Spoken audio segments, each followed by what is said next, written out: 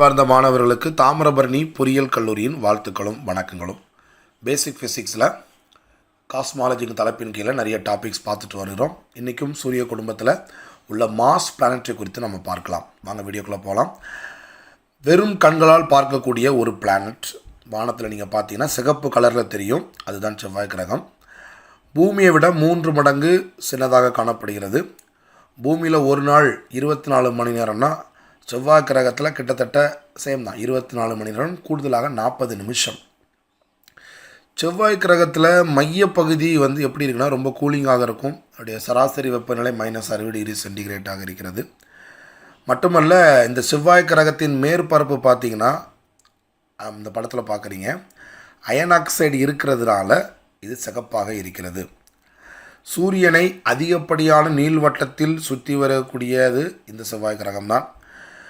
பூமியின் சாய்கோணத்தை போலேயே இதுக்கும் சாய்கோணம் கிட்டத்தட்ட 25 டிகிரி சாய்கோணமாக இருக்கிறது.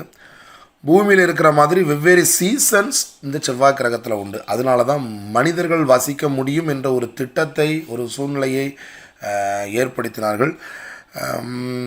இதோடைய பெயர் மாஸ் என்ற பெயர் எப்படி வந்துச்சுன்னு பார்த்தீங்கன்னா, ரோமானிய கடவுள், ரோமானியோட காட் ஆஃப் வார், போர்க்கடவுள், ரோமானின் போர்க்கடவுள் என்ற பெயரை வைத்து வந்தது. மட்டுமல்ல, இதனுடைய சிறப்பு அம்சங்கள், இதில் 2 நிலவுகள் இருக்கிறது. ஒன்று போபோஸ், இன்னொன்று டீமோஸ் என்ற 2 ஷேப்லெஸ் நிலவுகள் இருக்கிறது. பூமியை மாதிரி அங்கே ஷேப் அந்த நிலவுகளுக்கு கிடையாது. மட்டுமல்ல, இங்கு சிறப்புகள் பார்த்திங்கன்னா, எரிகற்கள், மணல் புயல் அதிகமாக ஏற்படக்கூடிய ஒரு பிளானட். அது மட்டுமல்ல, ஒலிம்பஸ் மான்ஸ் எனப்படும் சூரிய குடும்பத்திலேயே மிக உயரமான மலை மற்றும் வாலிஸ் மெரினரிஸ் எனப்படும் நீண்ட பள்ளத்தாக்குகளையும் இந்த செவ்வாய் கிரகம் கொண்டுள்ளது. இந்தியாவோட மாஸ் ஸ்பேஸ் மிஷன் மங்கள்யான் என்ற திட்டத்தை உருவாக்கி அதை மாஸுக்கு அனுப்பி ஆராய்ச்சி செய்து வருகிறது. மட்டுமல்ல, ஒரு ஸ்பெஷல் ப்ராஜெக்ட் கடந்த 2012ஆம் ஆண்டுகளில் மாஸ் 1 என்ற ஒரு ப்ராஜெக்டை ஏற்படுத்தி கிட்டத்தட்ட 2 லட்சம் பேர் அதை அப்ளை பண்ணாங்க.